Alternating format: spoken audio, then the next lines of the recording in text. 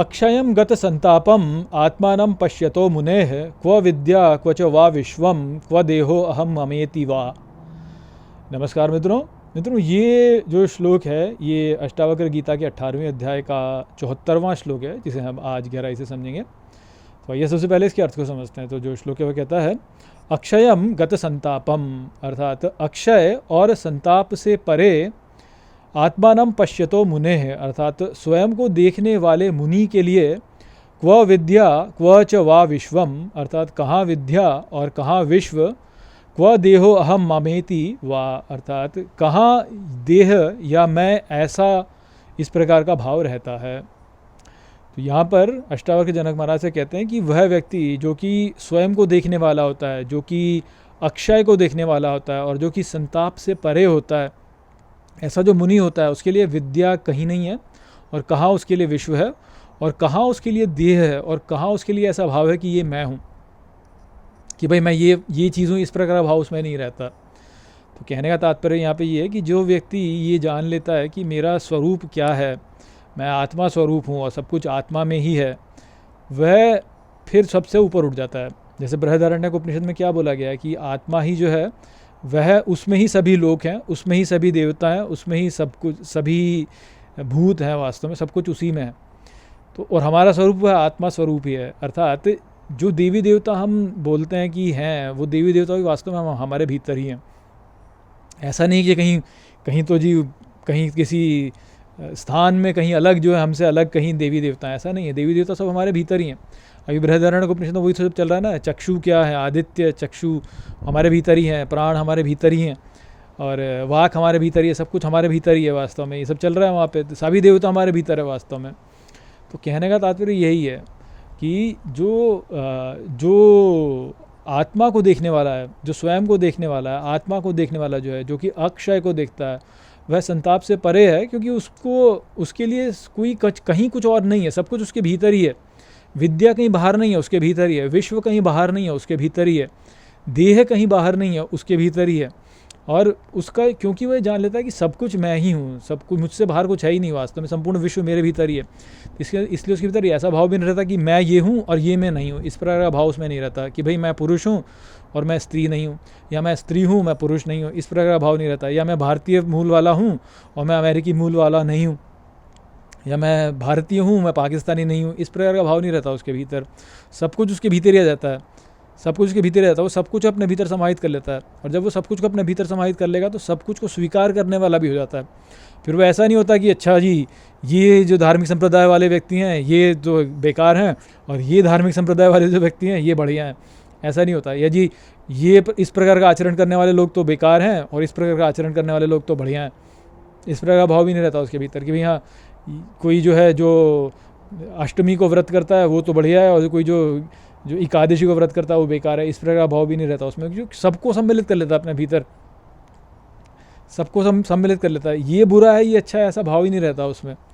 क्यों? क्योंकि वह स्वयं को देखता है, वह आत्मा को देखता है और वो देखता है कि सब कुछ आत्मा के भीतर ही है और ये आत्मा कभी नष्ट होता नहीं, ये आत्मा सदा है ही। तो इसलिए उसके लिए विद्या कहाँ विद्या, वो विद्या कहीं है ही नहीं, सब उसी में आ गया। उसके लिए कहाँ विश्व, कहीं विश्व है ही नहीं, क्योंकि विश्व उसी के अंदर है वास्तव में, आत्मा में ही विश्व है वास्तव में। तो इस प्रकार से वो जान लेता है। तो देह आत्मबोध में नहीं रहता कि भाई मैं ये देह हूँ, बस इतनी सी छोटी सी बॉडी जो है ये मैं हूँ, ये नहीं रहता उसका। वो संपूर्ण विश्व उसकी देह हो जाती है फिर।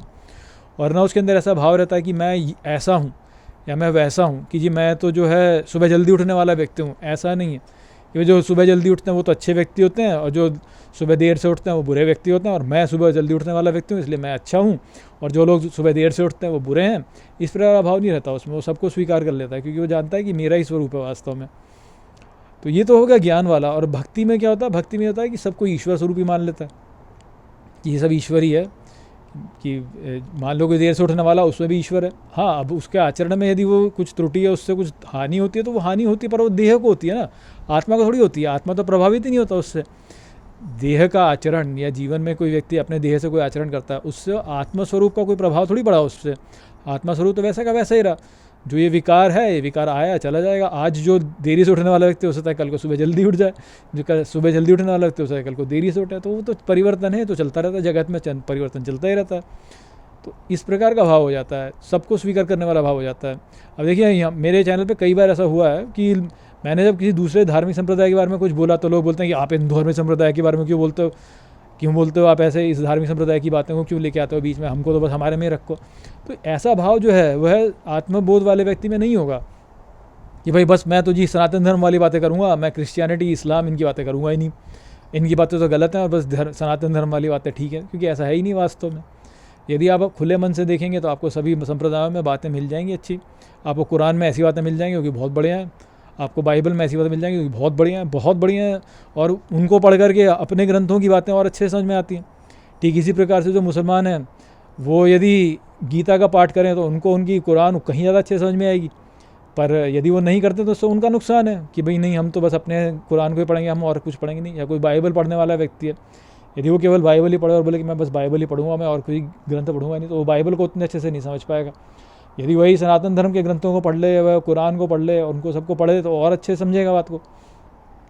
तो जो आत्मबोध प्राप्त करने वाला व्यक्ति है वो उस स्तर पे जाता है कि जहाँ पे जो है संप्रदाय का भेद ही समाप्त हो जाता है, क्योंकि संप्रदाय का भेद वास्तव में हमें दिखता है परंतु है नहीं वास्तव में, वो एक ही स्रोत से आ रहा है सब कुछ। अब आप ही सोचिए कि ऐसा मानना कितना गलत है कि भाई हाँ इस संप्रदाय के लोगों को तो भगवान ने सही चीज़ प्रदान की, उस संप्रदाय के लोगों को भगवान ने नहीं सही चीज़ प्रदान नहीं की। ऐसे सोचना कितना गलत है। भाई वो सबका ना इसका उसका कहते हैं ना, भगवान तो सबके हैं, तो भगवान जब सबके हैं तो वो मुसलमानों के भी हैं, ईसाइयों के भी हैं, उनको भी ज्ञान दिया है उन्होंने, उनके ग्रंथों को पढ़ के हमारा ज्ञान का विस्तार और अधिक होता है। और ठीक है कुछ ऐसी बातें होती हैं जो कि किसी एक संप्रदाय में लागू होती है, किसी दूसरे संप्रदाय में लागू नहीं होती, तो आप उनको फिल्टर करके अलग कर दीजिए कि भाई हाँ ये बात हमारे लिए लागू नहीं होती। परंतु इसका अर्थ ये थोड़ी कि आप पूरे के पूरे ग्रंथ को ही जो है रिजेक्ट कर दें। भाई किसी को श्रुति उत्पन्न हुई तो हाँ ये बात मानते हैं कि भाई श्रुति में जो है थोड़ा सा पोल्यूशन हो जाता है, क्योंकि जिसको श्रुति प्राप्त हुई है वो जिस सोसाइटी में है उस सोसाइटी की मान्यताओं के अनुसार उसकी श्रुति में थोड़ा सा त्रुटि हो जाएगी। तो ये बात मानने योग्य है, ठीक है, पर आपको भगवान ने विवेक दिया है, आप उन त्रुटियों को हटा करके जो बाकी श्रुति की बातें वो तो समझ सकते हैं ना अच्छे से, और उससे अपने ग्रंथों को भी और अच्छे से समझ सकते हैं वास्तव में। तो वो मैं करने का प्रयास करता हूँ जिससे कि मैं ग्रंथों को और गहरे से आपको समझा सकूँ। परंतु लोग जो है वो यही बोलते हैं कि नहीं जी आप उनके ग्रंथों की बातें क्यों करते हो, उनकी ग्रंथों की बातें मत करो। तो भाई ठीक है, तुम मत आओ चैनल पे, फिर आपको नहीं गहरे समझ तो मत सुनो आप मत सुनो, मैं क्या कर सकता हूँ, मुझे तो अपनी ग्रंथों को और गहरे समझना है, तो मैं तो उनकी बातें करूँगा। तो वही बात यहाँ पे अष्टावक्र जो है वो जनक महाराज से कह रहे हैं कि वो फिर ये एक तक सीमित नहीं रहता कि मैं ये कि भाई जी मैं तो बस हिंदू ही हूँ तो अब मैं मुसलमान नहीं हूँ, ऐसा नहीं रहता उसका। वो हिंदू है तो हिंदू भी है, उनको भी सम्मिलित करेगा, मुसलमान को भी सम्मिलित करेगा, ईसाइयों को भी सम्मिलित करेगा, सबको सम्मिलित करेगा, सबको लेकर के जाएगा, क्योंकि वह आत्मा स्वरूप है, सब कुछ आत्मा में ही है। विश्व में जो कुछ भी है सब कुछ को वास्तव में अपने भीतर मानेगा, और ये देखिएगा कि कैसे ये मुझे सिखा सकता है कुछ। तो वो संदेश था इस श्लोक में। आशा करता हूँ कि ये श्लोक आपको ठीक तरह से समझ में आ गया होगा। चलिए इसी के साथ इस वीडियो को यहीं पे समाप्त करते हैं। नमस्ते।